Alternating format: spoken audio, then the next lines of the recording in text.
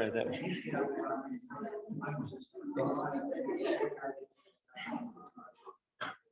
Tai tumu tai pari ka waia maha nui ki te paupau o te raki hauiha. Pupu mai ka haua tāwhiri mā te whakapuria tā hoko te whenua Pākihi Waitaha e a tihei Mauriora. E nā atua kaharoa, a tēnā koutou manaaki o koutou aroha, kia mātou i tēnei wā. A e nā mate, kua he atu ki te pō, kua whetu rangitia, moi mai rā, moi mai rā, moi mai rā. A rātou ki a rātou, tātou ki a tātou te hunga ora, ko tai mai nei i tēnei rā.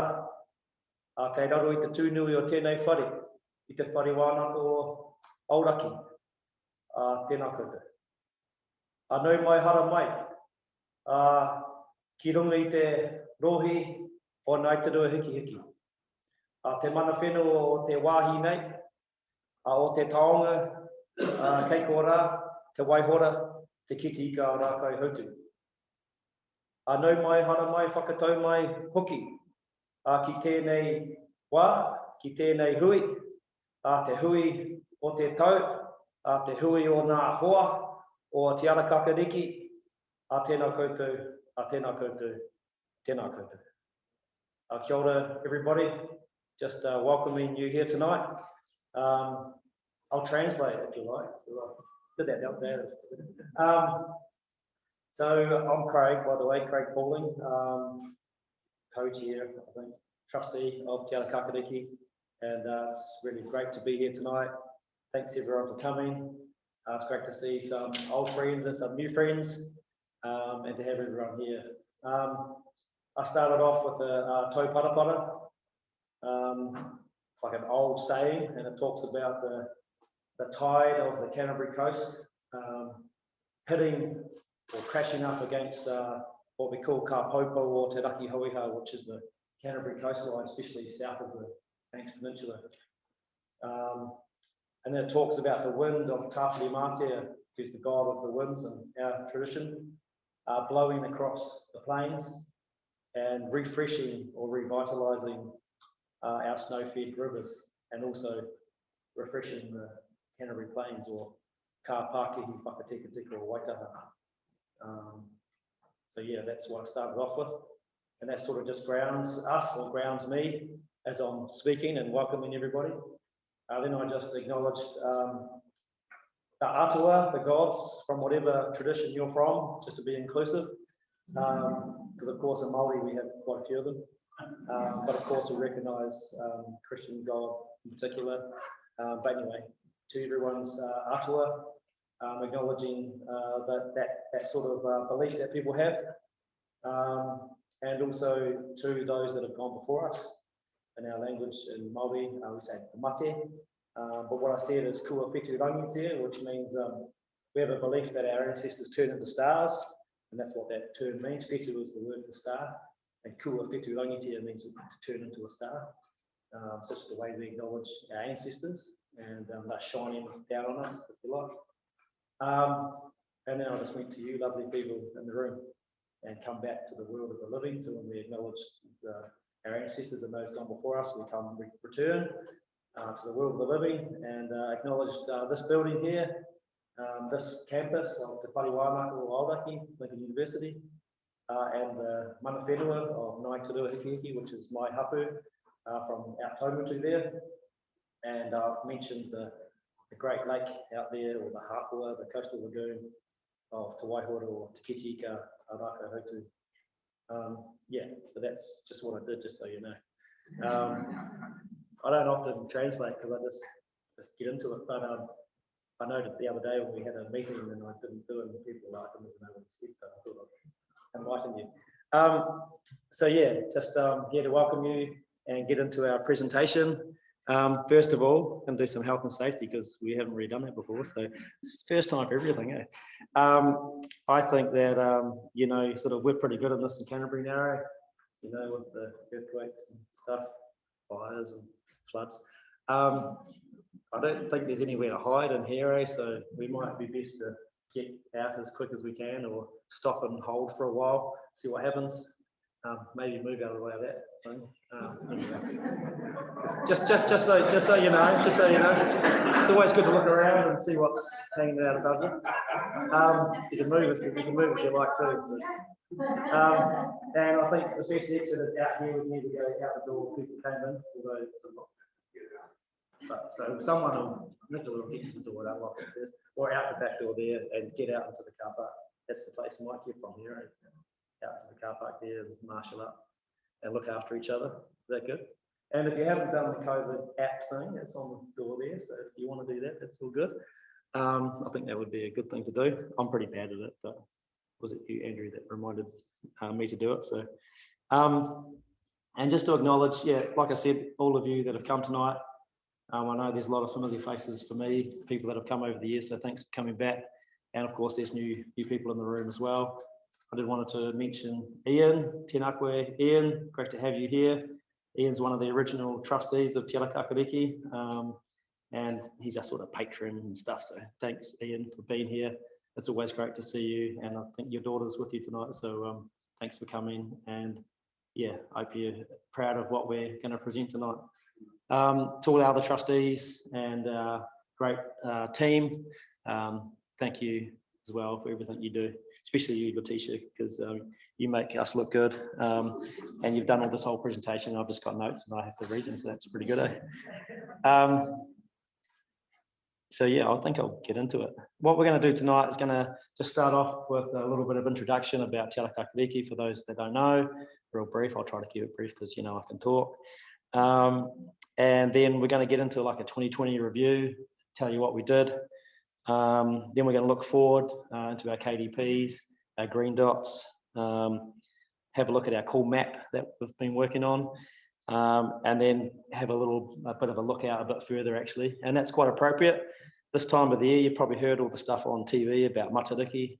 You've heard about all that, eh? You know, and what that means. And really for me, Matariki is a time obviously to take stock and reflect on where you've been in the last year or where you've been, and then looking forward to the year ahead. So that's really pretty appropriate that lots of people have their AGMs at this time of the year. So Māori must have known something way back then. So, yeah, so we'll get into it. And we're recording tonight, so there you go. So that's a first too, heaps of firsts tonight. Did that work? Come on, it worked before, didn't it? Maybe it's gone to sleep.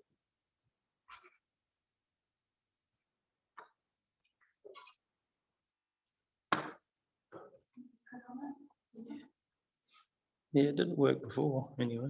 Oh, there you go. Stop.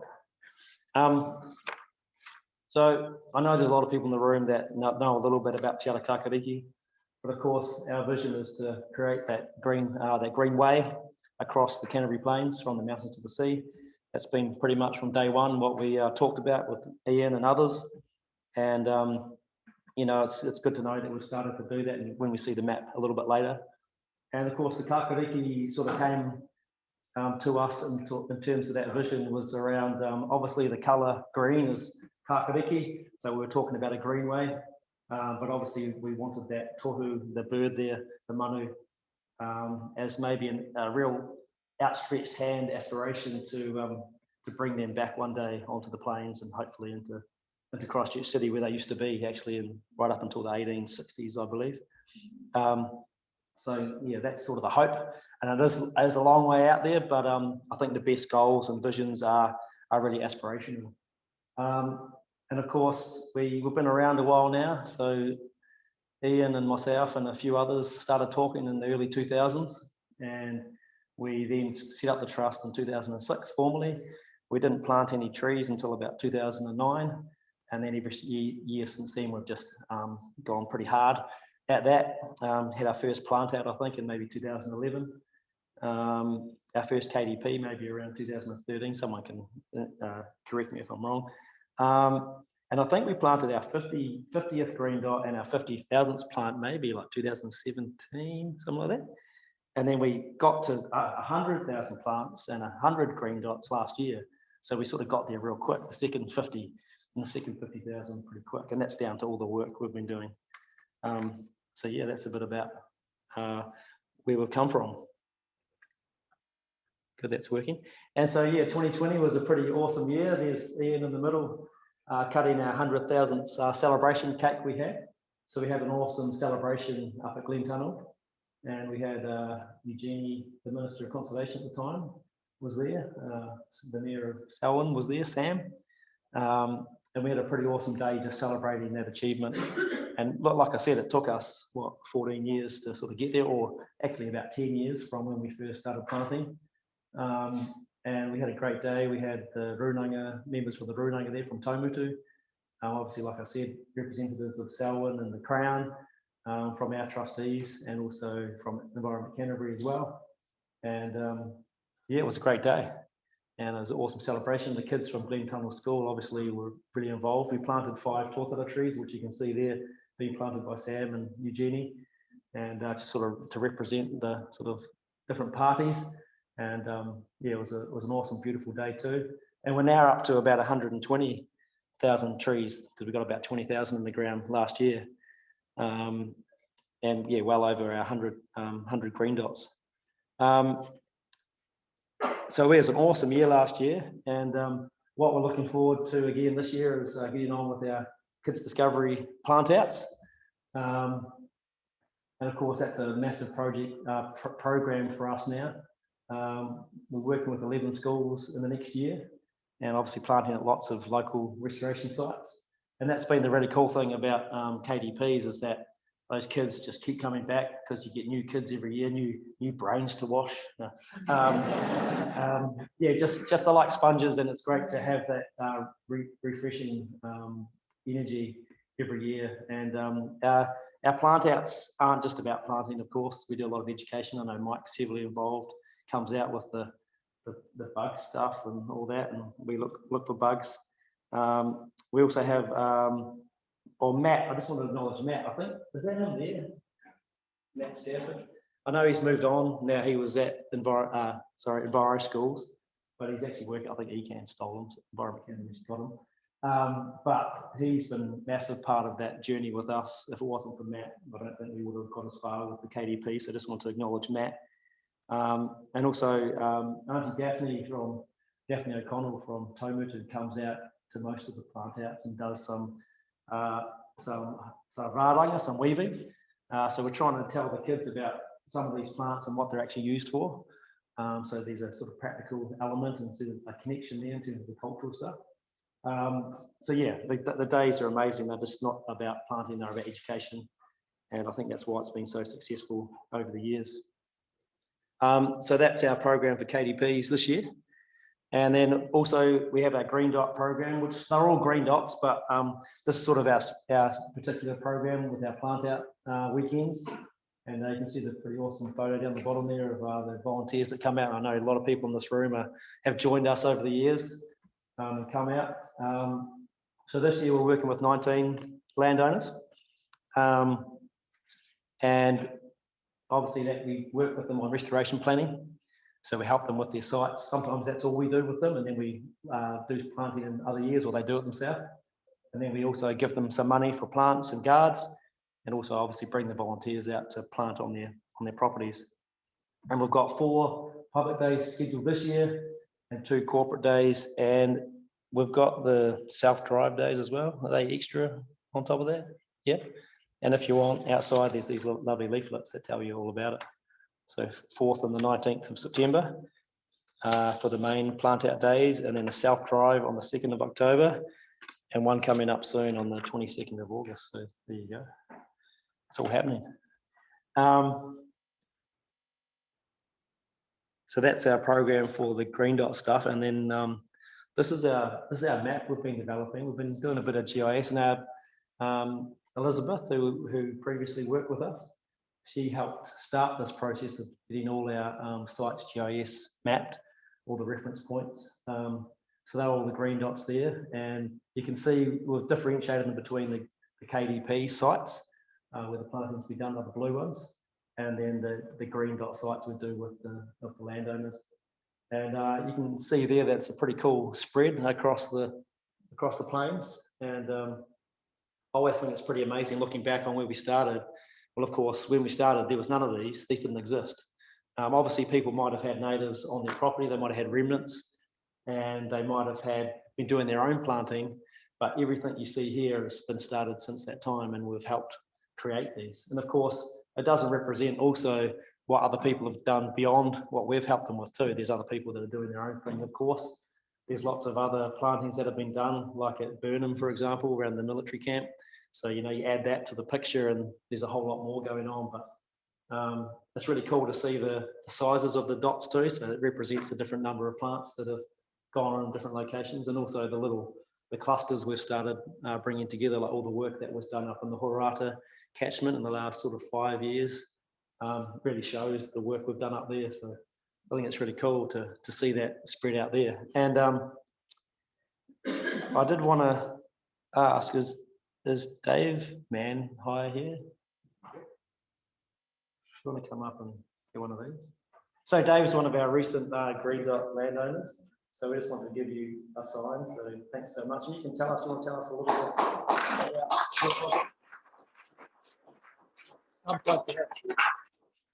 Well, thank you very much. Yeah, I live at Ladbrokes, which you all know where Ladbrokes is, just over here. And for a long, we've probably owned that place for, since 1989, and we had various crops growing on it for a while. It was bio-certified for, excuse me, for quite a long time.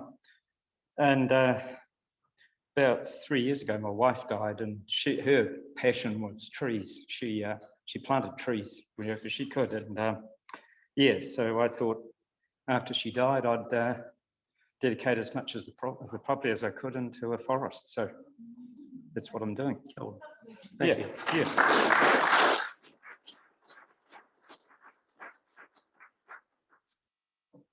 Thanks so much, Dave. Thanks for sharing that. Is there anyone else that's here that is a recent Greendot landowner that hasn't got a sign? We didn't know if there's anyone else here. No worries if there's not, but we just have some more signs, people. But if you don't, or if you want to come up after, that's all good as well. So yeah, I think that's. I love seeing the little graph too. I didn't have the graph in the presentation, but to show how many plants were planted. But you know, like we've said, we're up to about 120 plants across those 104 sites. So yeah, pretty cool stuff. And I think those that have been involved for a while can understand that when we started, it was pretty much a dream to have people really involved. And I was just talking to Ian before that, you know, when we started, it actually took us a long time to get a bit of momentum amongst the community because this is the early 2000s and it wasn't actually that popular back then. But it's become, if you walk into the world at 2020, well, you think, well, native planting is just like normal, right? But I can tell you in 2000, it wasn't very normal and you were sort of considered a bit weird. But we've got there and we also reflected that, and I've told this to our trustees a lot of times, that there was many times that the trustees at the time wanted to stop what we were doing because it was hard. It was quite hard to get funding and it was a bit of a grind. But I know Ian and I especially, we were like, nah, just keep it going, eh? It'll work. People will eventually realise that it's a good thing. And I'm glad. I'm so glad that we stuck at it. So, where's my page? Sorry, I'll go to the next slide anyway. So yeah, 2021 and beyond. So some pretty exciting news. We've got some new funding we've been able to land, and that's allowed us to employ 4 restoration field workers. And I think they're all here tonight. Are they? Do you want to put your? Don't be shy. Yeah, they go. Cool. So give them a clap.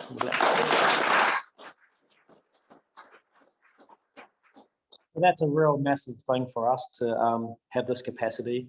We've never really had it before. So another new thing for us to do. And that's for 3 years, obviously, like I said. And we're going to focus on 2 legacy sites. So something that we've talked about, I think I did talk about it last year about the legacy sites. So we've been doing all those like on the map, all the little dots, and they're cool. And that's been good to get that breadth across the plains. But we do know that, and you know, with Colin Merck's research that inspires us and always is in our minds, we know that we need some places of size and scale if you're really going to make that biodiversity stick. So we had this idea a few years back about transitioning to legacy sites. That's got to be a $20. Oh no, I'll let you know.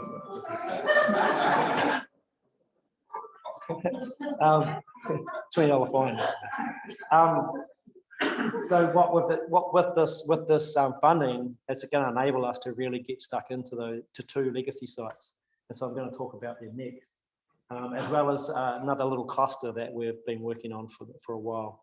And of course, yeah, that's allowing us, we did a bit of a project around legacy sites and tried to identify places of scale. And it's lucky we did that work because now it's actually come to fruition that we can do something about them. So I'm going to introduce the first one. The first one's, and we've got Pam here, Pam over there, up at Pam's property up in Springfield. So what does it say? There's 6 hectares in size, so that's pretty big compared to our green dots that we've been working on. You can see it there in the picture on the screen. I can move this so you can see it properly. There you go. Put it up there or something.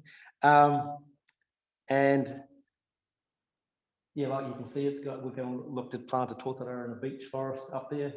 There's obviously water around, water racing a pond and a moraine, and trying to incorporate biking and walking tracks. And obviously that's a private land site, but I know that meeting Pam's husband the other day as well, and Pam, talking to Pam, it's about them giving back. They want to give back to the community and the environment.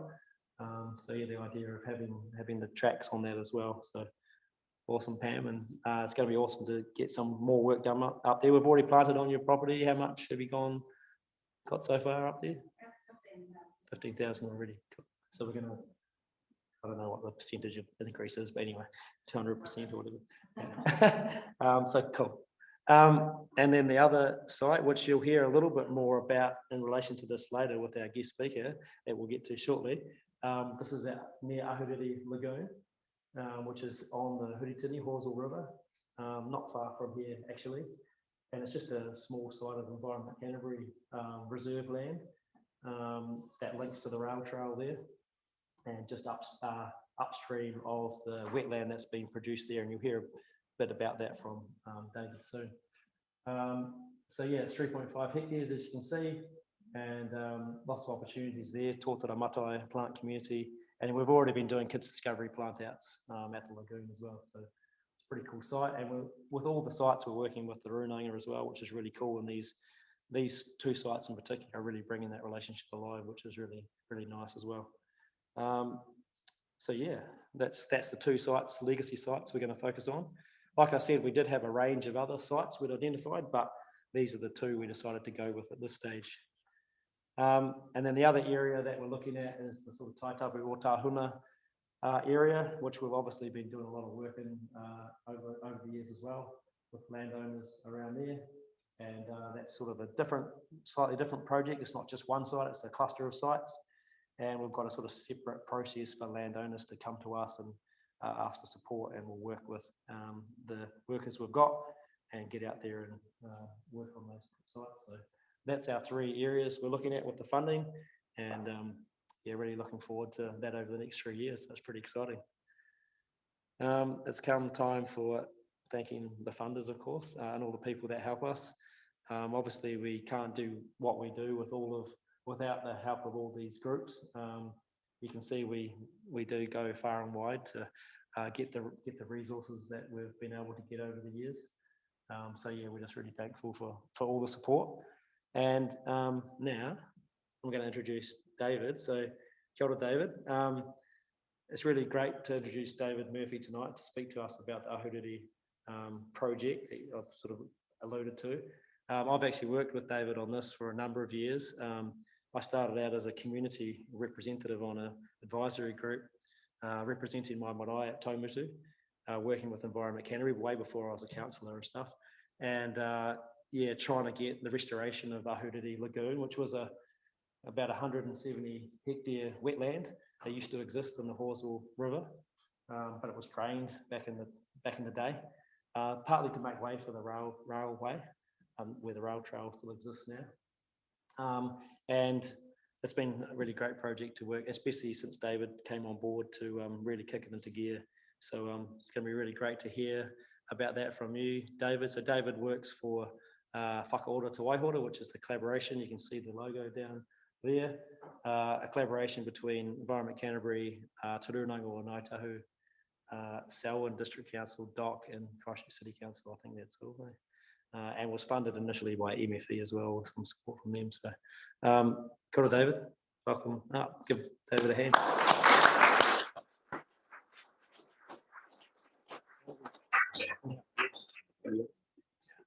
Just bear with me for a couple of minutes as I find, where's this other presentation? Maybe get you back to the front. It's Oh, coming. is it? Up to here? Is that it? No. Oh, is it? Oh, Aha, there we go. it'll take. Oh, there you go. Yeah, no worries. Let's have a look at this slideshow. I'll just go from that one. You can click on that. So learn something new every day. Yeah. There we go. Kia ora, Craig, for that. Tēnā koutou, ko David Murphy toku ingoa, hei kai mahi ahau ki te konihera tai au ki Waitaha. As Craig said, I work for Environment Canterbury. In Environment Canterbury, I actually have 3 jobs and sometimes more, depending on the day of the week. But one of my jobs is I'm the team leader of the Partnerships Programs team. One of the main programs is the Whakaora Te Waihora program. And that program is an operational program under the Te Waihora Co-Governance Group for the restoration of Te Waihora. We have several different projects in that program. And one of them I'll speak about today, which is where I've had a project management role. But Craig is far too kind in my influence there, because I'll have to be honest with you all here. You all look like pretty friendly faces, so tell me if I'm not speaking loud enough to start with. But I feel like a bit of a phony coming up here to present on this project, because this project is like Ben-Hur. There's so many people involved, and to me that's always a really hallmark of a good environment project, when you've got lots of people working together, because we all need each other. To me, it's always like being in a band or a football team. You need many people playing different parts. And Craig has been very humble about his role in this.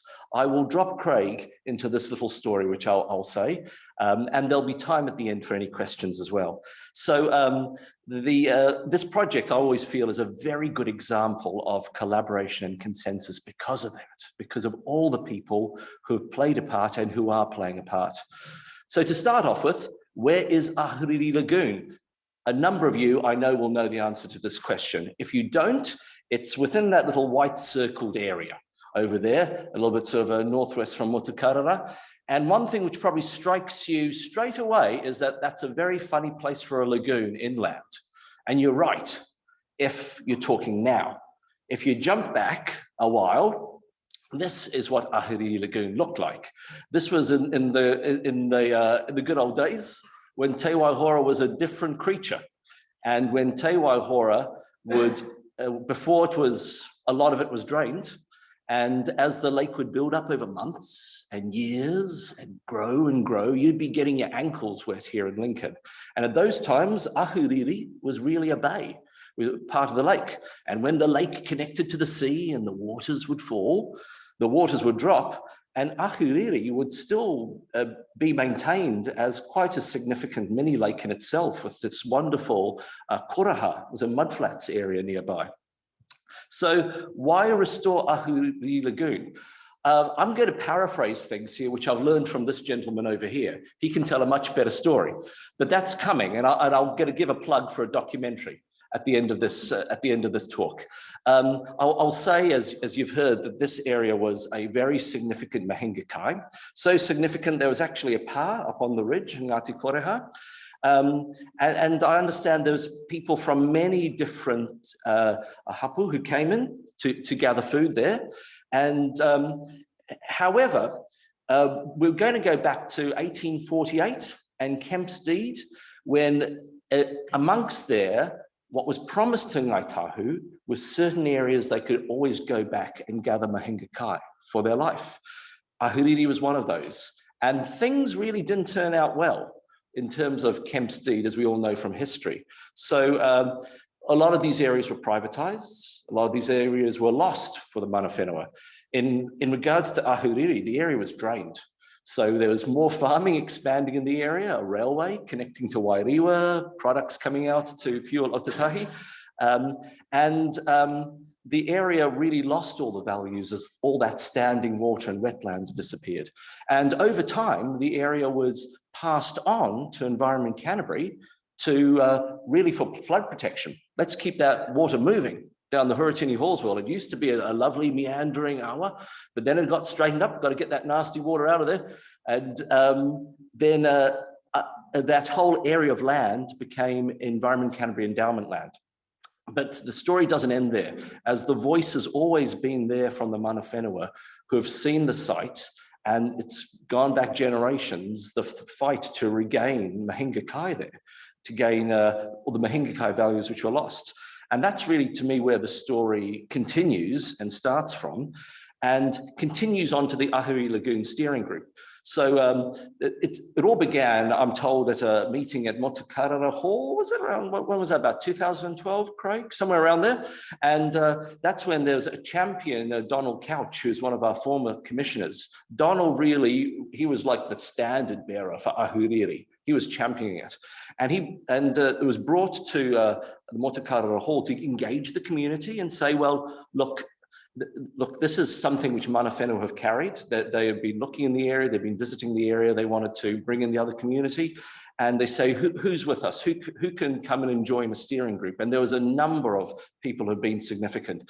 I don't want to pick names because they've all been significant. One of their faces, I don't need to put up a photo because he's there. Craig was there. When Craig moved on to other roles in the project and in Environment Canterbury, Uncle Les Wanhala from Tamutu, he joined. Heroini Banks from Ngati Wheki, she's always been there. And there's been a number of landholders in the area. Two of the significant ones, I do have to give a big shout out to Stuart Miller and Simon Manson. So these are some of the key faces which have been around and have been so important. So, that was the group, and that was about the first time I met Craig as well. So we met around the table, and I could see very clearly who was the strong voice around the table, and where was the vision of this area. And I was just tasked to come in as a facilitator and help with the process, because the real mahi was in the brains of these people, and we would bring in Environment Canterbury staff to support developing a restoration plan, which was Te Mahere Whakahaumanu o Ahuriri. And I remember at that stage, a key bit, and I've always taken this to other projects, was what Craig had said was, dream big. Let's not worry about how much things could cost to restore the whole area. He was always saying, look at the whole landscape and let's just dream big, and we'll worry about the money later. That'll come. So just go for it. This is sounding like a similar. This is his modus operandi. So we got the plan, and then we took that to the Te Waihora co-governance group. Now, as Craig's already given an introduction to the co-governance group, and to just give this and the program which I work for, Whakaora Te Waihora, we report where the operation, one of the operation works for co-governance, and this is where Craig has had a continuous role. He's gone from being a community voice and leader to, I'll come to being a consultant on the project, to then when Craig was elected onto council, and he was also appointed onto the Te Waihora co-governance group. It is significant because it's really co-governance at the highest level around Te Waihora. It's about iwi and local government not having to work together under legislation, but saying, we want to work together. And I still believe it's the only voluntary co-governance agreement of a water body in New Zealand. So the plan was brought to the co-governance group. At that time, Donald Couch was on co-governance, and it was that was where it was endorsed. And then we had been doing little bits of work around the side because we had a little bit of budget from Environment Canterbury to do work, a little bit of restoration work at the side, but we saw we had to scale up. And that's where we had an opportunity with a funding bit. And it was almost a bit of divine intervention, a little bit of merging of planets moments. And I firmly believe there were certain things which were in our favor, which are lessons I take to other projects as well. Because we knew we couldn't restore the whole site straight away because it's big. So we said, okay, what can we focus on? What can we do tangibly?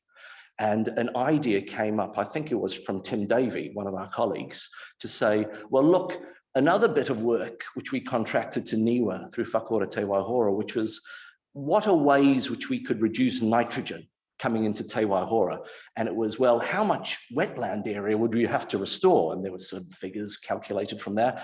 And one advice from the NIWA study, which was try a constructed wetland. This is what they look like. It's when you take a paddock and you create an area which you can bring water in and filter through plants. So we said, okay, perhaps we can do one of those at Ahuriri. So we had a really good bit of science behind it. It's a really good study. The next thing is we had really good engagement with the community through the steering group, through mana whenua and farmers working together.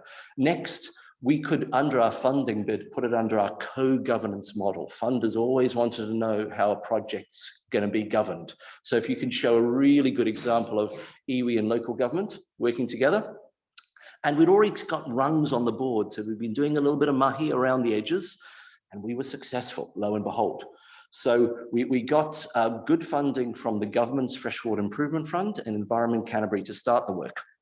Then it was about choosing a site. So in this picture, you can see a rough a view from a drone over the whole landscape of Ahuriri, which sort of stretches from, does this thing work? Oh yeah, so stretches from around here. That's Te Koraha, which is iwi-owned land, which used to be mudflats. Now, and Ahuriri, the open water, the lake, stretched from here to there. So it's a huge area, and there's the road to Whakaora, and we settled on this site. So this was ECAN endowment land all around here, and this site had been moved out of lease, so that helped her. We were close by the straightened bit of the Huratini Hallswell River, and we had lovely access to community with the Little River Rail Trail. So that was what we were dealing with, a paddock, a very dry paddock. And we came up, this was part of the bid. We said, okay, we want to do three big things. This was like our trident. We want to do a constructed wetland to improve water quality. It sort of acts like a water filter. Take water in, clean water, put it out. Second thing is we really want to bring back those Mahinga Kai values in the area, which is what was the clear voice from mana whenua.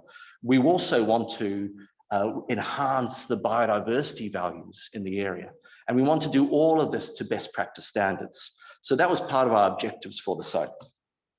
And I guess all of this, and again, I always come back to the consensus and being in our football team, this project's greatest strength, and I think for any project going forward, is having all the different players right from the get-go at the same table. And we expanded over time and to bring in other partners. And Te Ara Kākāriki was a very quick other partner there as well of how we could expand our project whānau. But at the start, and this photo comes from one of those initial meetings where we're standing in the corner of the paddock going, yeah, this would be pretty good. There's another one over the river, but this is the top starter. So that's some of the faces who are around there. So we had Runanga neighbouring landholders, we had consultants, I'll mention throughout. We had a whole heap of staff from Environment Canterbury and officials and co-governors under co-governance. And because I'm a project management geek, this was my world at the time, where this is what we're looking at, where this was like our engine room, our project team who'd meet every month of staff and consultants. And this is our steering group of community who'd be giving us advice. And then we were reporting to one funder through the Ministry of Environment. And here's our officials under co-governance. So this is where our governance and reporting is. So that was the kind of spider's web which keeps the mahi going. Now, when it came to the design, like all our project work at Environment Canterbury, we go out to market, and that's to be fair. We have to be transparent with our funding, and we just get to test the market. We don't have the solutions. We go out there and we just try and find the best people. And with the designers, a surprise came up, which was the winning bid was someone from Wellington, a company called Morph Environmental, and we met a bloke called Stu Farrant, who'd done a lot of work in constructed wetlands. So when he came down, he met with us, and we had a whole series of design and right from the get-go, we had everyone in the room, and we were at the Lincoln Event Centre down the road. And the first hui was listening to ideas, talking about our values, what we want to achieve. And then Stu went away and came back about a month or two later, back to another sort of hui wānanga, and he went, what do you reckon about this? And his idea was that paddock, which we looked at before, that's it, turn that into the wetland body. This is the water filter. Now, we were sort of imagining that to bring water in, you had to, I don't know, create some sort of trench or cut to bring water in. And Stu said, well, look, this, back in the day, the Huratini, the halls all flowed here. If you can see that? Yeah, okay, so that was where the river actually flowed before it was cut to move water quickly. So this had sort of become a backwater called Murray's Drain, not a very poetic title. So he said, well, look, we could make a diversion here, get this cleaned up. This could save us a lot of money as well, instead of having to dig more earth, and make a connection here, bring the water in, plant this out with aquatic plants, plant here with terrestrial plants. Here we can put an island in. This is the water, clean water here, Mahingakai area. And then here is our outlet. And I remember when that first went up, and there was this aha moment, because Craig then walked up. He was a consultant for Mātauranga Māori, so he moved along to there.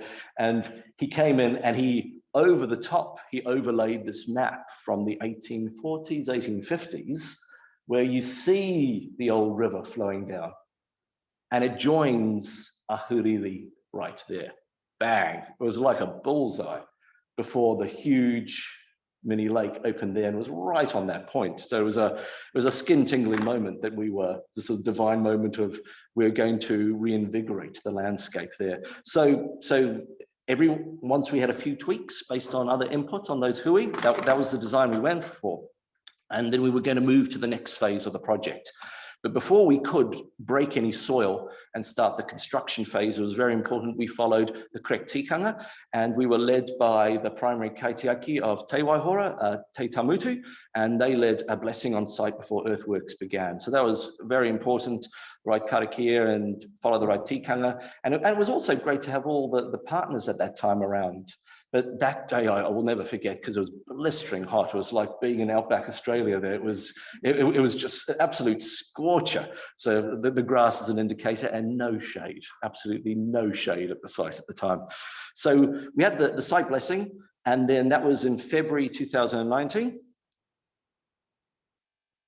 And then from then we moved into a construction phase. So again, in terms of our project team, this was so important why we had different staff and consultants from different backgrounds, because we were really reliant on all these ideas. And often in a particular phase, someone would lead. When we went into construction, river engineering led, but we were still interacting and meeting every month with staff from science, parks, ecologists, consents, as well as our consultants from NIWA, Boffa-Miskell for Mātauranga Māori, and also the archaeological survey as well.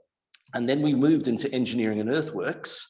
And there you can see that the paddock again, and the engineering and earthworks starting on the site. And it was over a 4-hectare site. And the company there, Grant Hood, they did a great job. And they had 3 main jobs to do in that phase over a few months. And one was the earthworks. It was carving that paddock into the main body of a wetland. So moving a lot of earth from the inside out. The next 2 jobs were that old channel that needed to be cleaned out. So that took a lot of time for diggers to be getting in the digging arms, pulling out weed, pulling out silt. You can see a little bit of the work there. And also where the water moved in and out of the channel and into the main body of the wetland and out, they had to build culvert structures. So there's one under construction there. So where you can channel water into the area. So then this was carved out and then to plant in there. So that was no mean feat, and it gave me great appreciation for good engineers and good contractors as well. But we had a problem. which was, and this was the value of dealing with a multidisciplinary team and having good contractors. A few weeks in, the project manager for that phase in river engineering, she was out there chatting with the contractors, and there was a great project manager for Grand Hood. She was out there on the ground, and these diggers, they are almost satellite controlled. They have the specifications from our designer programmed in, which is being fed to a satellite coming down. So they drive around and it adjusts the digger blade to carve the site exactly within centimeters. And they're saying, oh, we're getting something weird going on here with the data. There's something which is out. We can't figure it out. And so call up to the designer, river engineering, the contractors all talking together. And we found out that the design of the wetland, which is incredibly detailed, was to one particular water level within the Huratini-Hawesville, but there's more than one. And we were out. So we were out by 30 centimeters.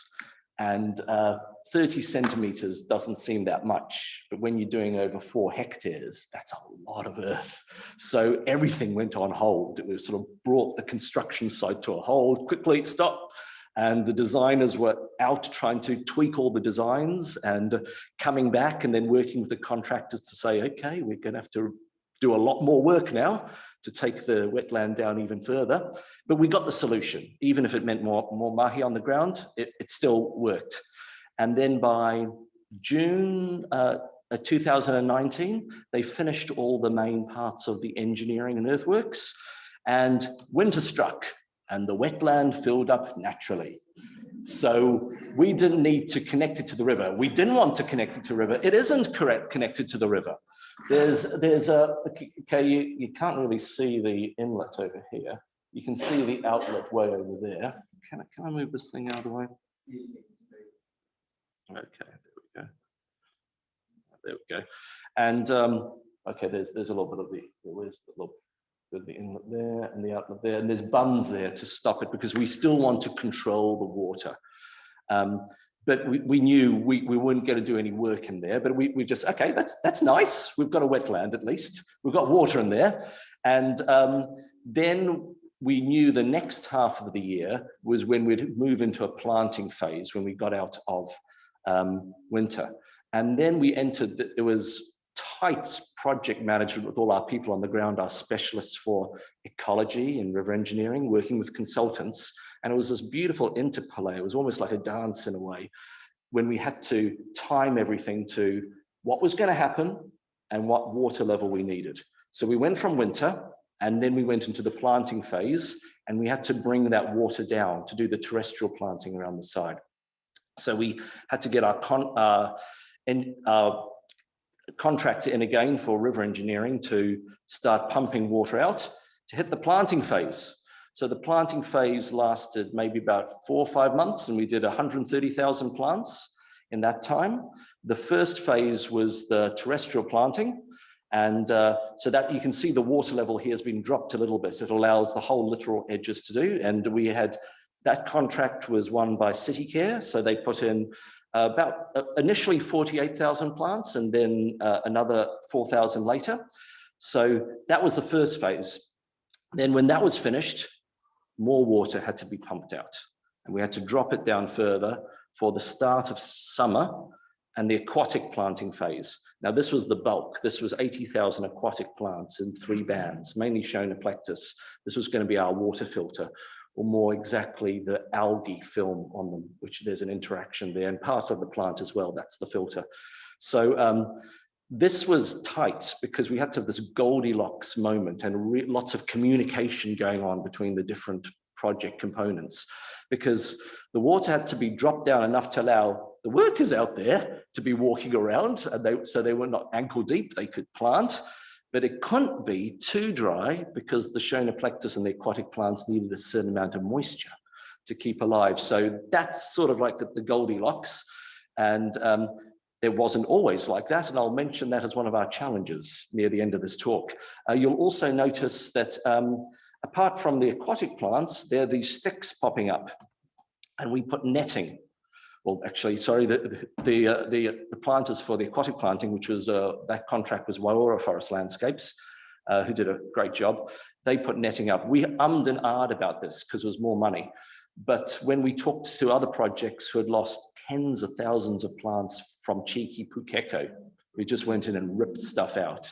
You were losing a planting season, you were losing hundreds of thousands of dollars, and we thought, okay, we're not going to go there. Even if the pukeko don't come near here, we're going to put these up. There were a few pukeko eyeing it up. We didn't get a lot of pukeko in there afterwards. I don't know. That's probably just Murphy's Law, but at least it was protected. So that was the end of our planting phase, and it's important to talk about this project's connection with community. And I've mentioned there's community, runanga and local landowners who've been directly involved in the steering group. So that's where they have a direct input, which is fantastic.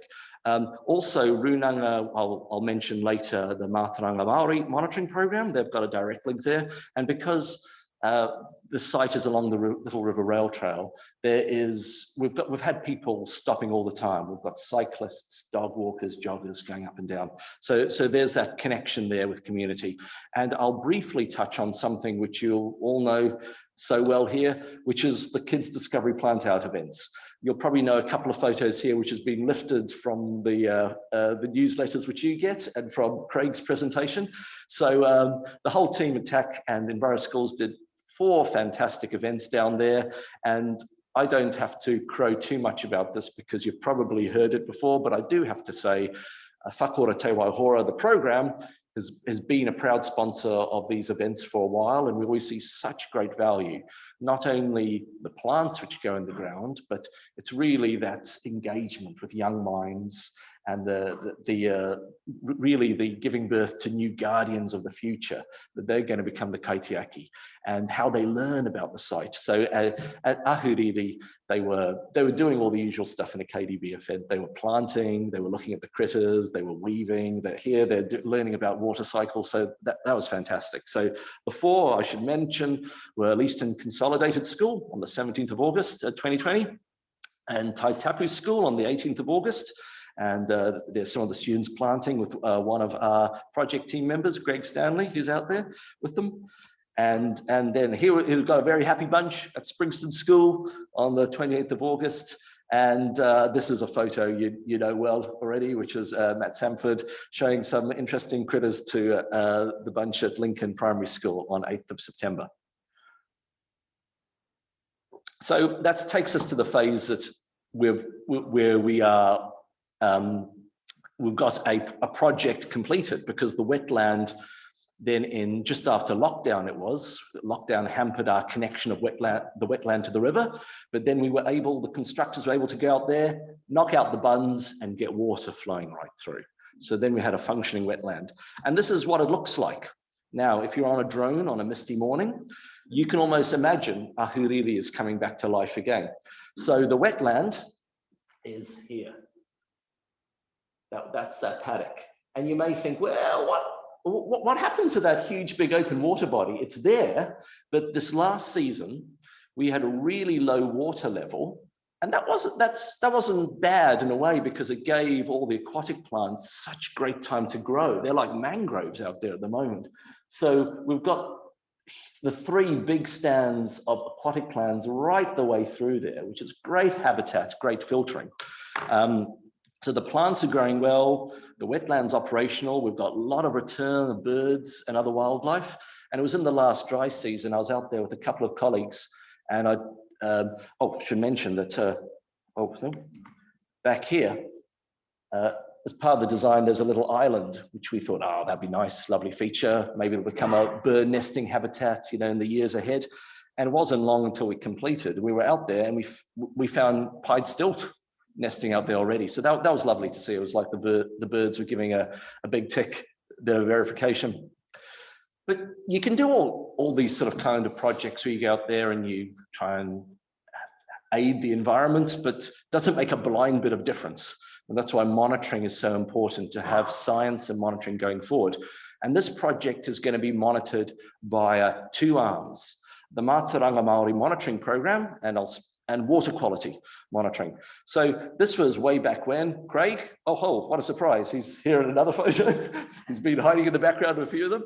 So this was when Craig was the consultant for Boffa-Miskel, got this contract and designed the program. And I'll paraphrase it. I won't do it justice because it requires a whole presentation on how the program's tracking. I'll just say it very briefly. It's when a monitoring visit is carried out, there is two methods which are used. There's the Takiwa tool, where here we've got representatives from Runanga using a tool where they revisit particular geographic points and they measure based on their observations within an index of what they're seeing and their values. And then they can come back to those sites then on each visit and compare those sites over time. So that connects with Runanga and connects with their knowledge as well. And to back that up, Boffa-Miskel have their aquatic ecologists who have got nets out and they're catching fish to see what's in the water. And the important thing about the Mātauranga Māori monitoring program, it started before the construction started. So whereas our water quality monitoring, it's only just starting now. We had to wait until after everything was finished. Mātauranga Māori monitoring could start before construction, during, and now we can go forward. So some things which have been found so far, and there's an example here on the left, we've got a lovely healthy looking tuna, which was, I think that was from the river right next to the wetland. This other one, that's the really exciting one because that's in the hands of Tanya Blakely, one of the ecologists. Oh, was that? Oh no, yeah. I can't remember if you were holding it or who was holding the camera. And that is inaka. That's a whitebait, full of eggs, and it's the largest one she's ever seen in her career. So, and that was right in the main body of the wetland, months after it was finished. So you put in water and folks and boom, just things explode with life. So the next part of the monitoring is the applied research, the water quality monitoring. And this is where we've got involvement from NIWA. And so NIWA and Environment Canterbury have designed the method. We've just got the in-field monitoring equipment installed. So here you see one of the housing structures at the inlet. We've got another one at the outlet, and they will be continuously measuring water quality coming in and water quality going out. So you can compare, does the wetland do its job? Now, the cool thing is, ECAN will gather the data, NIWA will analyze it. They'll be able to tell us a story over time as to how this constructed wetland is functioning. Particularly, they'll be interested in comparing it with Mātauranga Māori data. I don't know where we're going to go there, but it'll be lovely to be able to put those stories together. NIWA also in an agreement with about 5 or 6 other constructed wetlands around Aotearoa, which is looking at how they function so we can compare sites between each other. As going into this brave new future in this country, where water is becoming more and more of a key issue, and there's going to be looking at more and more tools of what we need. Constructed wetlands, they're not cheap. They're kind of like, there's lots of things you could do. These are on the Rolls-Royce end, but they are a tool. And if you can compare between different sites, then you're going to have good info, which you can share with farmers, iwi, local government, anyone who wants to embark on a project to say, well, if you want to do one, here's what we've learned. Here's how you could tailor it to your needs. Lessons learned, just to finish the talk. This is a no-brainer. Involve mana whenua throughout all aspects of the project. We couldn't avoid that. Mana whenua started this, so that they were involved all the way through. But I mean, that should be the basic of any project in Aotearoa. And here for Ahuriri, they've been involved in the inception, the design, the delivery, and the monitoring. Along the way, challenges and lessons learned. I mentioned we're like a band, we're like a football team. We've got lots of different partners. When you have lots of different partners, you have lots of different needs and lots of different ideas, which is all good, but you also have to be clear on expectations. And so everyone knows where they're involved and you have decisions made at an appropriate level. And we always, when we've got multiple people in an area, we always try and make decisions by consensus. That's reflection of co-governance and how we run our program and project. So what we've used is a tool called a RACI matrix or decision-making matrix. This is a stylized one where you've got the different groups. So you've got governors, a community group and a project team. You've got different aspects of a project. Who does the budget? Who does the plan? Who does the mahi, health and safety and risks? And everyone's clear on who's doing the work, who's responsible, who's accountable, often the governors, who's consulted and who's informed. And then you just share that. You have transparency in a project. No secrets, share that around so everyone's clear on who's doing what. That helps. In terms of this project, it's been awesome to have this, our main engine room, the project team of consultants and staff who are really multidisciplinary. And you need that in any environmental project anyhow. Ecology is multidisciplinary. And that was a huge benefit for the project. And we'd meet regularly, we'd keep communication transparent. And that saved us on more than one occasion, particularly, you know, back in that, the photo about the aquatic planting and that Goldilocks moment. Well, they didn't get it all done before Christmas. So everyone needs a holiday after Christmas. So they were going to have a shutdown. And we were relying on the river, the Huratini, being kept at a certain level. But it didn't do that. Nothing in nature does what you intend. And just before, in the days leading up, the river started to fall and the contractors weren't going to be there for 2 weeks. And we were dealing with a potential crisis. If the river dropped, the site would dry even further.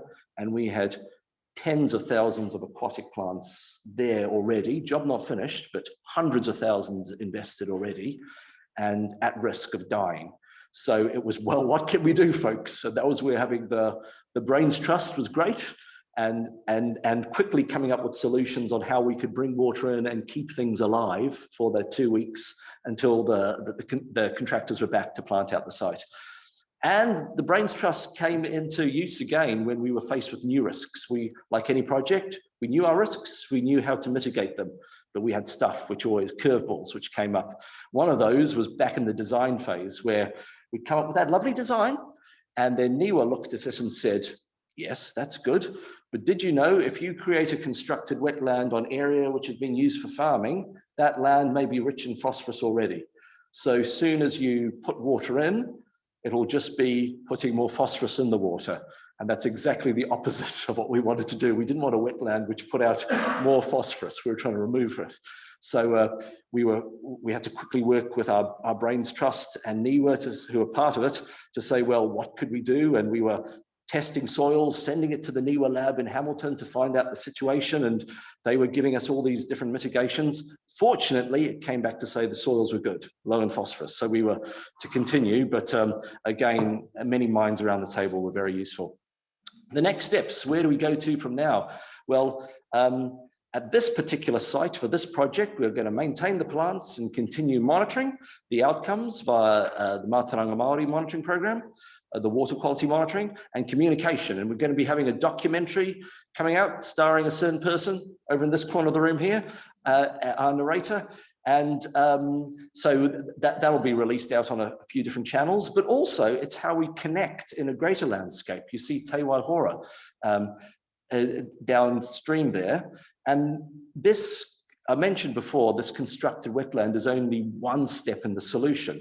And another step in the solution is the TAC Legacy Site, where you guys are going to be working on just next door. And there's TAC sites further upstream. There's other Whakaora Te Waihora planting sites further downstream. So we're getting a lovely joined up jigsaw over time as well. But looking forward to seeing what other opportunities are in the area. So thank you very much for your time and happy to take any questions. And I'm sure I can't answer them, but Craig will.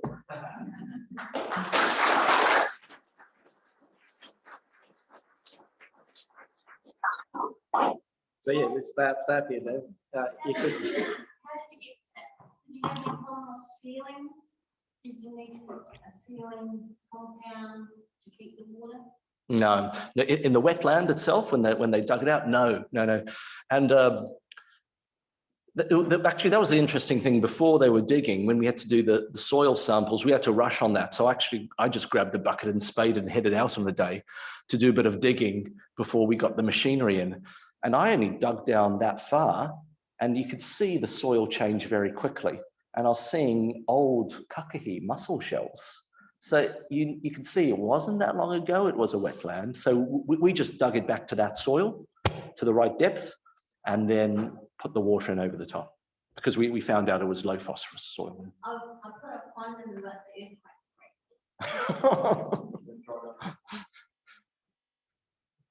Any other questions? What of the species that you planted, the aquatic ones and the ones that did around the edge? I knew this question was going to come. Can you bring your textbook? Yeah, I did. Yeah. All right. I'm not a specialist in this area. However, hang on. There it is. Now, I'm just going to drag up a file. Yeah, this is my colleague, Greg Stanley. He was the ecologist on this project, and he developed this planting plan before, this was the one which went out to contractors. So this is it shows pictures from the cut and fill, from the engineering design. And then Greg, it's a big site, so Greg carved it into different sections to plant. So there's our aquatic zone, and there wasn't a lot of diversity there. It was mainly Schonoplectus, Tabernae Montanae, and so it was pretty monoculture there. There was a few other sort of aquatic plantings of interest to value, which were thrown in at the end. And then we moved into the shallow marsh species. So there we go. We've got Iliacara circuita, Macarena rubiginosa, Typha orientalis. You speak Latin. What? Read a lot of asterisks when I was here. Roper, I know one of them is Roper. Okay.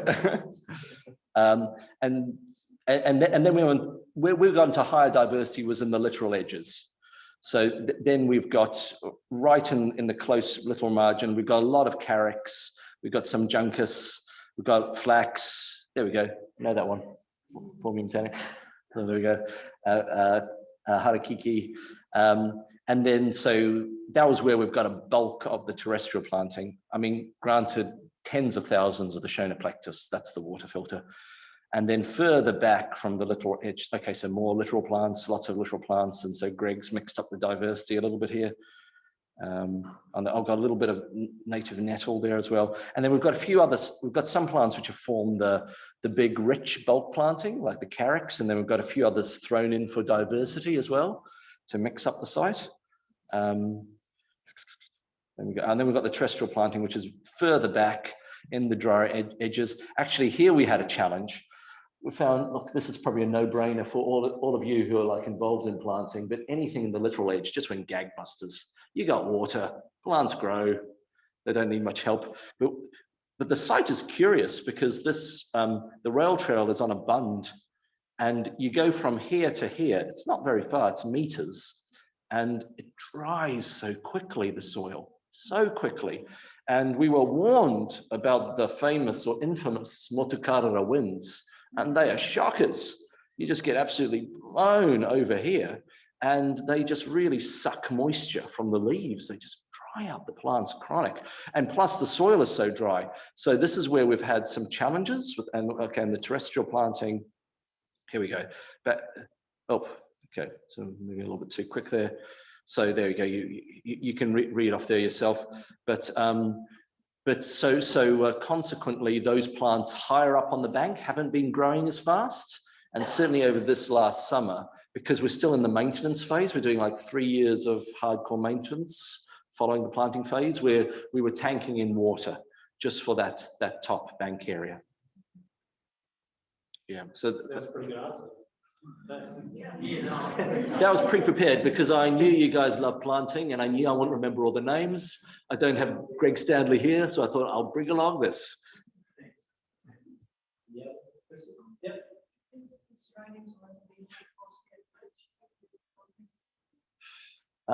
Good question. And I wish Chris Tanner from NIWA was standing right here. This is where I rely on my brain's trust. So there were certain additives which he mentioned, which you could then sprinkle over the top of the soil.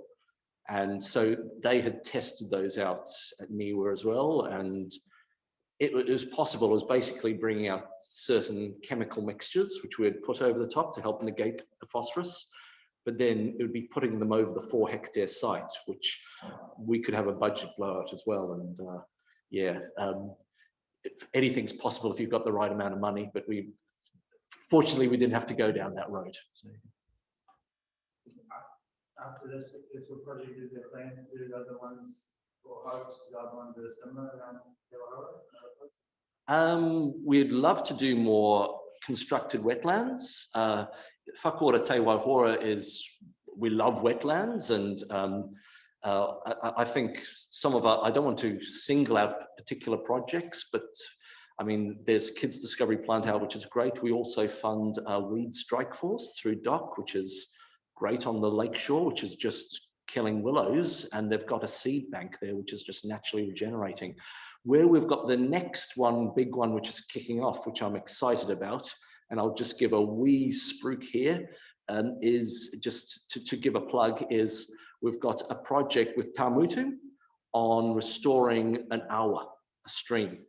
So back in the southwest corner of Te Waihora, that's going to be, I'm very excited about that for 2 reasons. What it's going to achieve, because we're going to look at restoring a whole stream and working with farmers. So it'll have 3 components. Planting, we're going to plant maybe 8K, and one thing. Another thing is working with the local farmers as to what they can do on their own land as well, where we can give each other additional support. And also there'll be a wetland reconstruction there right by the Ngāti Moki Marae. Why I'm even more excited about that project as well is it's the next phase for Whakaora Te Waihora, in the way that in Whakaora Te Waihora, we've always worked partnership with the mana whenua. We certainly did that here. In Whakaora Te Waikikawai, it's the next step up where mana whenua are leading. We're doing co-delivery. Where here, I was the project manager, but in this one, Te Tamutu is in the driver's seat and Environment Canterbury riding shotgun. So, and that's going to be exciting, because that to me is like true living the principles in Te Tiriti of Waitangi as well. So watch that one. I will add that I did say at the start that Ahuriri used to be 170 years, but we've restored 4K, 4 hectares, sorry. Well, I keep saying this, and the other thing I was a bit I'm not finished. There's another 166 hectares. And I sort of say that jokingly a little bit, but I'm pretty serious actually about trying to get Ahuriri back to its full extent at some point in time. So, we always keep talking about stage 2 and 3. So yeah, I still think there's room to move there, because like David said, when we did the initial site planning, we did have another site that was pretty close. We could do one here, or we could do one on that side. You can see on the pictures where it's quite wet already, on the other side of it, sort of natural wetland. But that's why we decided not to do it there, because it's already doing its thing. But I'd love to see some water put in there. And eventually, this is my thing. I'd actually love to get rid of the cut. You can see the straight line that goes down. Like, I sort of hate that. It's sort of, to me, it's like that's what killed Ahuriri in the first place. It's those 2 big cuts. There's one there, of course. And as you go to the top end where the Ara Kākāriki site will be, you can see where the river just goes naturally. It's one of the bend and then just go straight. And then the other cut's down at the bridge there, and that's the second northern cut. And that's sort of what drained the place. And I know that we need to do that because there's lots of private land to protect. But that's always been part of this journey, is how can we do both? How can we have some wetlands back, give the water somewhere to live and be, and bring them to families. So yeah, I'm not finished. No, that's right, that's that. But yeah, I just think there's more to be done. And the report that David mentioned too, the NIWA report that talked about what could you do to reduce the trophic level index into Waihora, from where it is at the moment, it's like 6 or 7 down to, I know it's higher than that. Got to get it down somewhere with 6 is that, but maybe down to 4, just a measure of the trophic index to reflect. The report said we have to plant 1,800 hectares of wetlands to get a 40% reduction in nutrient in the lake. And my response to that report was, when we started, right? And that's what I took into this project. But the response from the community and stuff was, oh, that will make you run bankrupt. It's all the opposite. We can't do it, it's impossible. Well, it's not possible for me. So I still think that's what really does it. Where it's not really have to get to something like that if we're going to get that we're going to be some better state in the future. But how are we going to do it? I don't know. But that's what I'm keen to work on. So I just think, yeah, watch the space. We need more and more brains to think how we can do it better, because this is expensive. It's not the best way to do it. It's too expensive. But there's got to be other ways to do it. I think more technology, other ways to do it is do you just simply flood some paddocks and let it revert? Maybe that's the way to do it. And I know that the co-governance group, which I'm now back on, we are looking at an idea of like a wetland park. How could we create that from the lake backwards? You know? But that involves conversations with private landowners and all sorts of stuff. Very complicated, but hey, you've got to, like I said, you've got to bring it big, right? You've got to put it out in the world and see what happens. So, yeah. So I hope you're thinking about joining the team at some point. I'm just going to actually just respond to one of the things that you said there, Craig, because I know I still share that vision, and I know when you first met, you was just saying dream big, and because at that stage we had no idea where we were going to go from here, and when it was just a plan, it was just some ideas which landed, and so we've actually now got the momentum that this area here is converted into a wetland, and this has been expensive. This is just an easy stage 2. This wouldn't take a lot of money, which is just really basically like an attic conversion. You just knock through, get the water flowing through, and then the bund there forms it, and there we go. So that wouldn't take a lot of money. And the idea, I mean, this was an expensive project to do because we wanted to say, well, we wanted to do something to a particular standard and we've got to measure it to show it works. But you know, your idea of just flood land, yeah, they do that. If you just want to create water and then that just biodiversity explodes from that, you can do that. And there's other areas over this side where perhaps you wouldn't need the level which we've spent here just to start to create wetland values without having to try and create the complex water filter, the environmental engineering. So yeah, because I mean, totally back here. Yeah, part of this was to test whether you can create water. That's the part of it. Like, we all think we can. That's the theory, right? You construct the wetlands to take water and clean it. So we're trying to test that, see if it actually works. Because then, if you know it works, then you can use it other places. But yeah, you can see up here, you've seen some of those other photos, because it all's related to where the lake gets open to. You know, we control the lake now. Of course, back in the day, the lake, like David explained, you should just fill up and you used to connect all the way to here. This is the most low-lying area of the water is through here. Back in the day, like with my two this time, if you wanted to get from Tai Tapu, and it's called Tai Tapu because Tai means tide, right? Sacred tide, effectively, because the tide was right there at Tai Tapu. That's where the lake used to get at its fullest extent. If you wanted to get from Tai Tapu to the river, you could hardly walk there, you paddle. That's the way you got there, because you just hop in the walk and paddle to the river. Because all those valleys you go past are actually bays. Just so we can get some context, they're bays back in the day.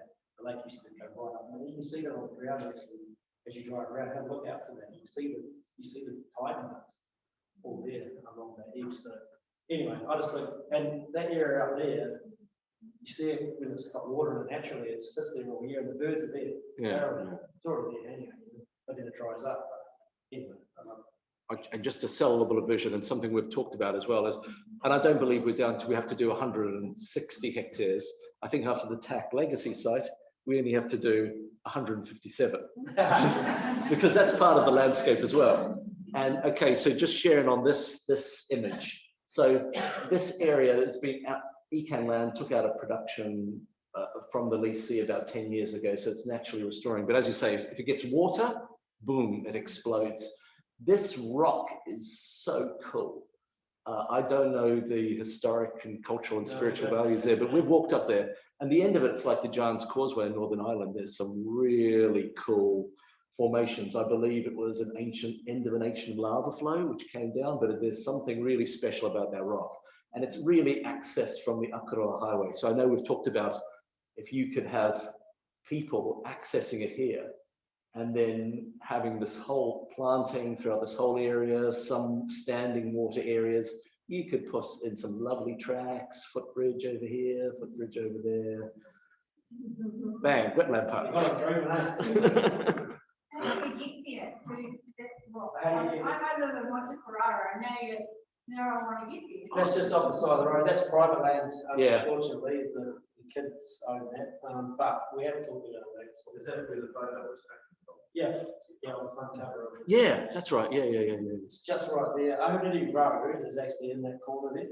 Go past, you look to the left, it's Ahuriri Road. It's called that because it's named after this. And that original farm up there was called Ahuriri, the original pastoral lease for it. And then that's where that rock is. But if you want to access this site, you got, I don't know, we've got land over here on Ridge Road, the Greendot site. So that's Ridge Road up there. It's called Ridge Road for a reason, because that was the high ground between the lake and Ahuriri Lagoon, still in between it. And it's called, this is Matthews Road, and Niels Road is at the other end where the backside will be. So that's how you access this place, or get on your drive. Go to the road. Yeah. Oh, that little bit at the end? Yes. See, what's that? No, then another. Oh, good question. That's maybe 2.5, 3. Yeah.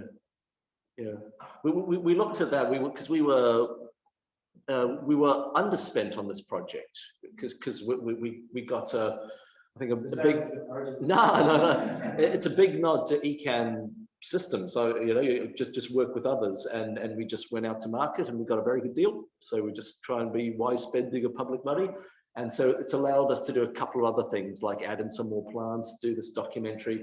And we looked at, could we do a quick job and just not do any other planting, just do a knock through, just to get water flooding in that. But then the consenting time would be outside the funding times. But again, I think if we secure a little bit extra money, that'll be a nice quick win.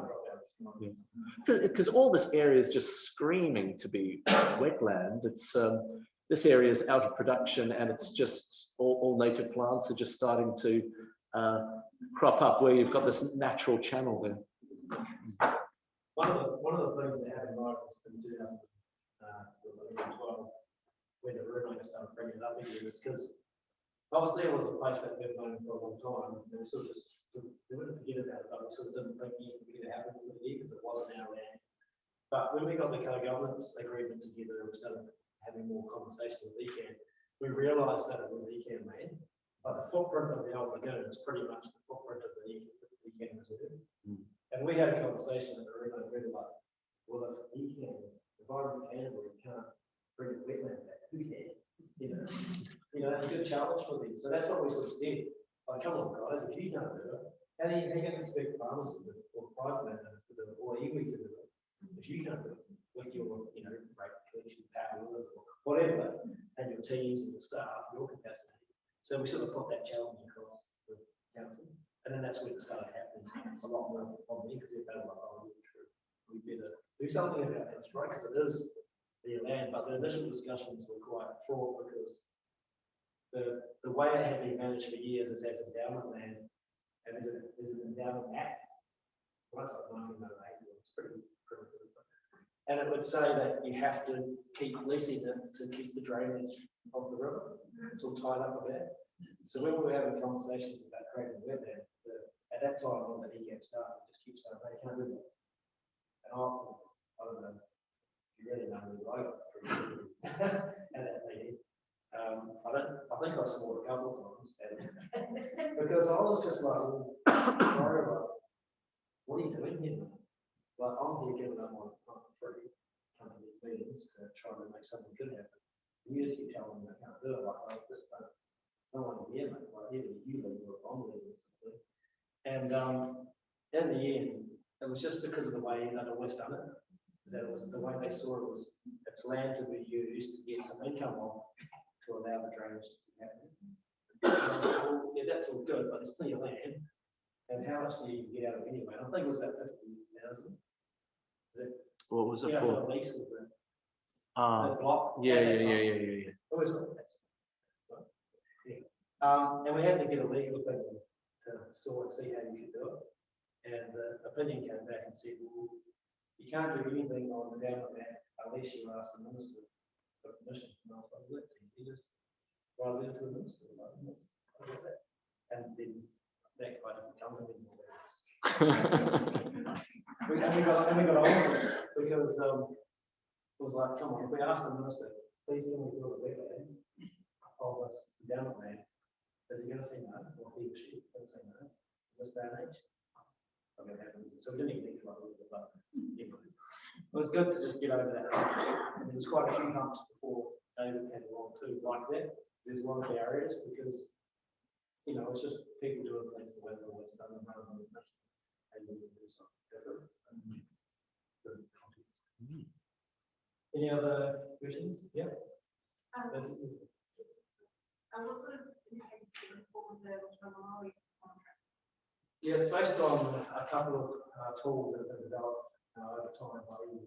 One's the cultural upland index, which is on this water, the streams that run the water.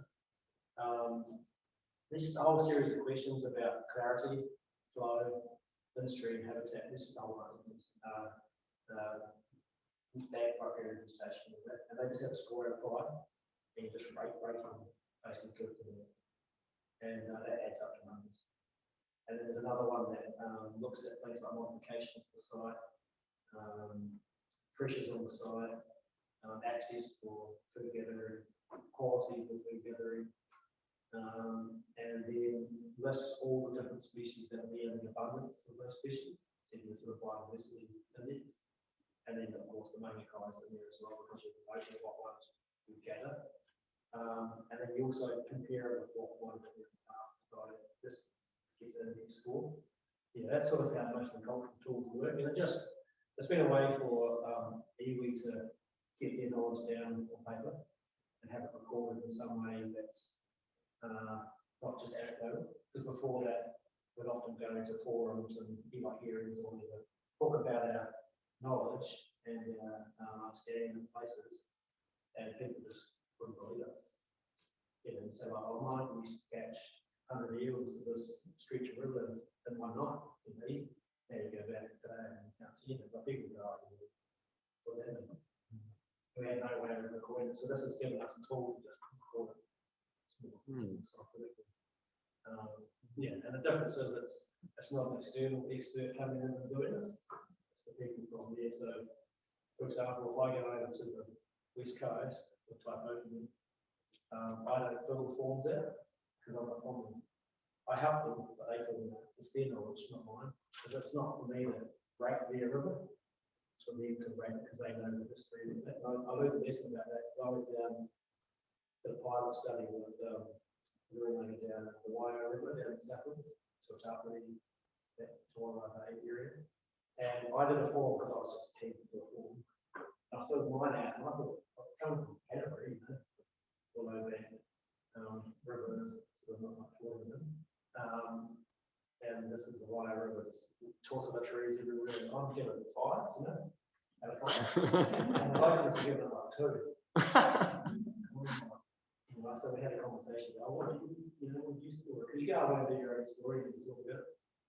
And I just went to I just heard that their perspective was real different because they said, well, it doesn't look anything like the full game. You know, there's a really dam somewhere from Whakaora, Steve, and that makes that just completely changed. It's not like it was, so I thought, true. And that's what that local knowledge is there comes through. Yeah. What are they going to do? What are they going to heal that? What's that? What are they going to heal that land for you nothing by? What are you talking about? What are they going to bring that back up? I've not been down there since stuff. Yeah. A good question. That's not if you've seen it. Yeah. You're aware of it. I guess you said that. You had a question? What do you think the impacts of climate change are? On what sort of Climate change. On this area? on this area.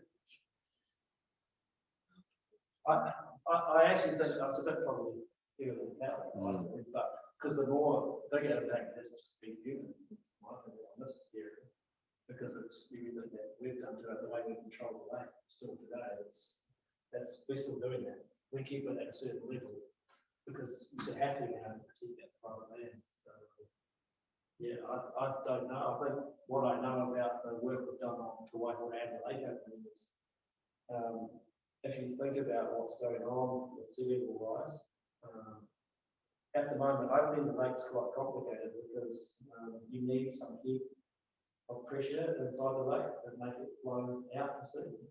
Because digging the Kākāriki spit's quite, it's pretty full on and it's quite dangerous actually. And so you just make a small cut and it sort of pushes out. But if sea level rises, the level inside the lake is going to have to get higher.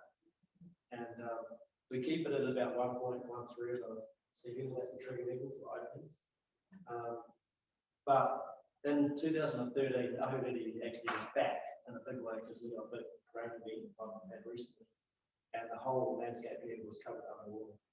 And the lake got to about 1.89, just so you know. Traditionally, that's the highest it's been for the last decade, is 1.89, 1.9. But back in the day, some of the scientists have said it used to get as high as 4 meters above sea level. You have those pictures, those highest extents, but probably averaged maybe 3 or something. And that's why it's a coastal lagoon, not a lake. It's a bit of a space station that you flow and blow itself out. So if you 1.13 at the moment is enough to open it, but if sea level rises on the outside, well, maybe it's going to have to go to 1.3. Good enough to just take a number. And the impact of 1.3 on this land down here is quite a lot. Because at 1.13, landowners are ringing weekends and open the lake. My land's getting covered, my pasture, my area of stock is going to be underwater, so it can be open because they pay a rate, of course, to have that open. And so that's just going to be ongoing. That's just one factor, of course. Then what we also know is Kākāriki spit is actually eroding inland. So it's actually spitting itself, the stones, inland, and so the spit's going to move in. It's not going to disappear, so you're not going to just open to sea, but it's going to move in. But if you think about what happens then is what happens to the fresh water on the inside if you can't open it. It pushes the water. And that's my amateur theory on it. And then the third factor is tetra plains. We know this, it's model to bring 30% more water into the Whakaora catchment. So where does that water go? So to say, there are some big issues that we're going to have to face with Whakaora, but that's why this project is part of that thinking. Because the water so big to be there, if you don't, we're going to have some issues. And I don't want people to have allergic reactions to the water, like let's build a wall, because that's just ridiculous, right?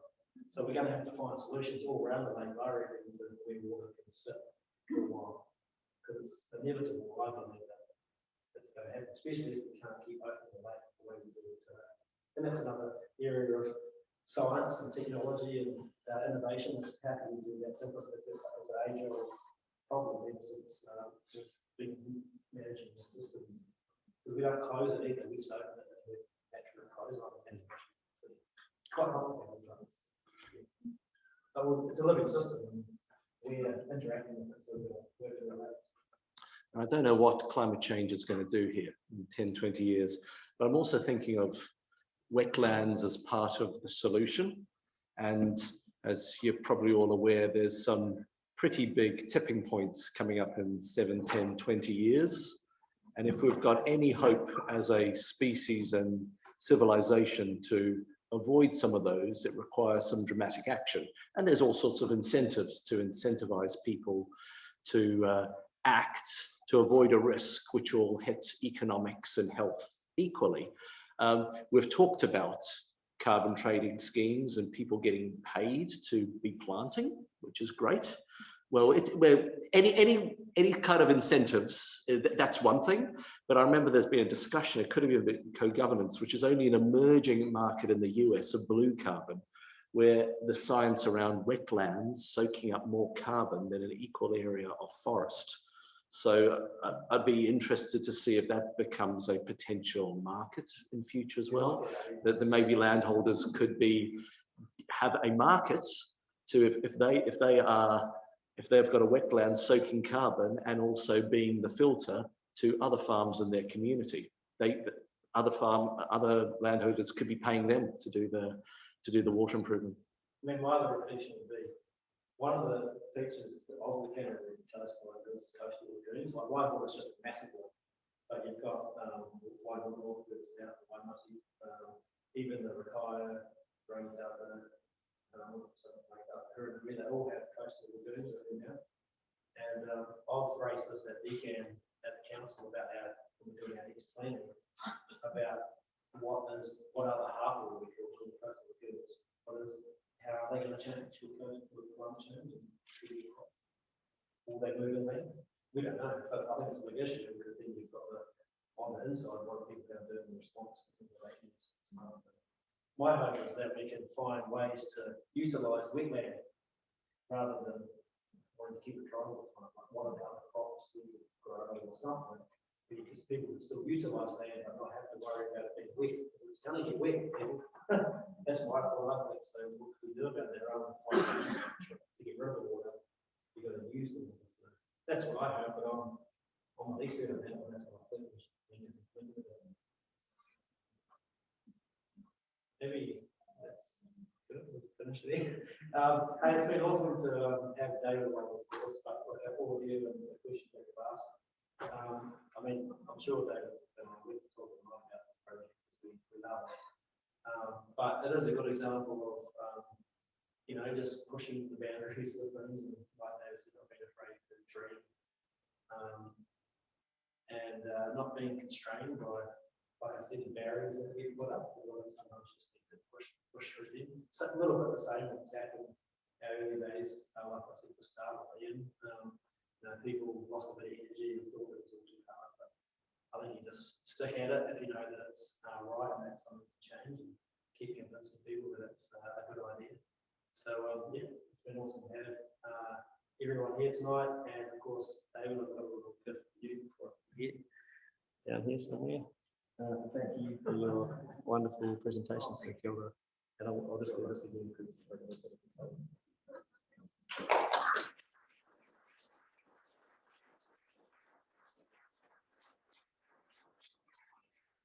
And I don't think there's anything else we have to do because I'm pretty sure people like that seven's final starting in 10 minutes. So if you're into that sort of thing.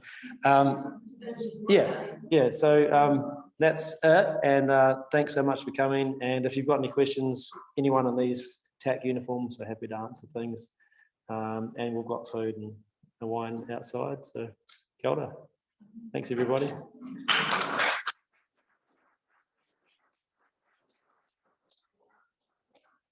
It's a fun discussion. Yeah, I really enjoyed that. I don't have one of these, so can I stick one of those on my pencil? Yes. About the second or third slide.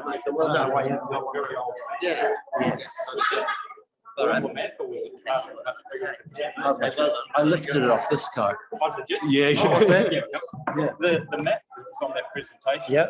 The very, very old one. Yep. So you got a copy of it? You know where to get a copy? Yep, I do. Shove that off there. There's a really cool website. I'm I just won't trying to touch think what it is. Yeah. I just want to get my device out. Lovely. All right, I won't touch that. I'm infamous with technology. Just trying to think. I'll just